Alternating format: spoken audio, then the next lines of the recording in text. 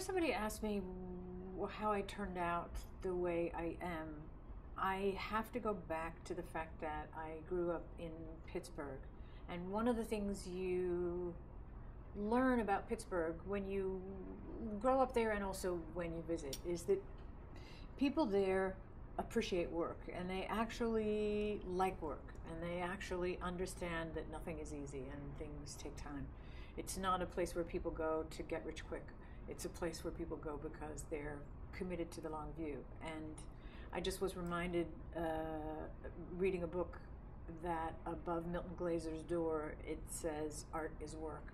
And so I always aspired to be an artist, and I had the work thing down. There's another experience that I had that was really important in the art side of the art and work. And that is a course that I took at the School of the Museum of Fine Arts in Boston with a professor who made everyone pick an object the first day of class and draw it 10 times for the next class. And the point was that we would draw it every day for a year. And his premise is that we tend to bring the same level of ability to different problems, and we change the problem all the time. So whatever it is that we're trying to create, we tend to stay the same and change the problem that we're trying to solve, or the thing we're trying to accomplish. And his theory is that if the subject doesn't change, then it forces you to transform yourself. So what happens in this class is everybody comes in the next day and says, I'm bored with what I picked, can I change it? And of course the answer is no, because you have to work through this incredible boredom to get to places in yourself that you never thought you could get to, and you end up transforming the subject that you choose, but more important, you end up being a completely different person in the things you learn about yourself when it's all done. So those two things having to do with art and work, I think, are what make me me. There's one project in particular that has stayed alive in a world where what most of us do doesn't last very long in the grand scheme of things. And this also relates to the notion of work. I had a client for 22 years that was a really extraordinary client, and over the course of that time we got to know each other extremely well, and we knew the standards and we knew the objectives. And one of our standards was to continue to use the opportunity of knowing each other so well to make the work better. And one of the things I did for them was to develop a promotion that typically was just a selling promotion, but we decided to do something really different, and that was to create a program that would give grant money to designers who want to work for the public good. So the program is called Ideas That Matter, and I think it was in 1999 that I first proposed it to SAPI, and it's gone on now.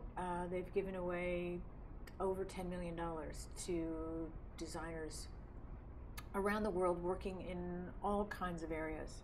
And I love it when somebody will send me a notice of a deadline or something, or say, do you know about this, and have you thought about applying? So it's wonderful how it's come around and stayed alive. I always think that courage is not really courage, that it is acting on the thing that you can't bear not to act on.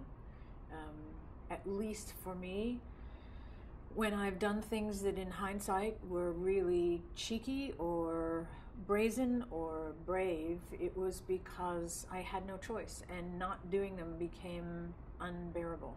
So whether it's to save myself from total boredom or to try something that I absolutely can't live without trying, I never think of it as needing courage. I think of it as sort of taking more courage not to do it. What we're doing at the School of Visual Arts in New York is launching a new master's program that's going to open in the fall that will, for the first time, offer a degree for designers who want to become leaders in social innovation. And it comes from a belief, two beliefs. One is that design really is a powerful force that can be used to solve these wicked challenges that we need to solve now. And two is that designers need a way and need a path into this world to play a leading role. So it's the first of its kind, and will open in September with a cohort of really extraordinary faculty and students from around the world who've already signed up and are ready to go. I think the biggest lesson is that you have to pay attention to yourself, and it's so easy for us living with technology, living in the virtual worlds that we live in. It's very easy for us to live inside our heads and to leave out our intuition, to leave out our bodies, to leave out connection with nature. And in making any decision that's important, in breaking any rules, in covering ground that hasn't been covered before, it's really important to use all of our senses and to use all of the faculties and all of the ways that we have to know each other and to know what's right and what's right in particular for us. I think the one aha that can only come with some years of living is that we start out looking for answers outside of ourselves. We start out hungry for information, hungry for experiences, hungry for solutions, hungry for mentors, hungry for people who can tell us what we need to know.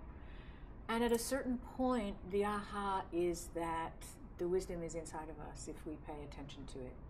And that we know when we stop to listen to ourselves and to feel the connection we have to other people and to nature, we know the answer most of the time for the really important questions.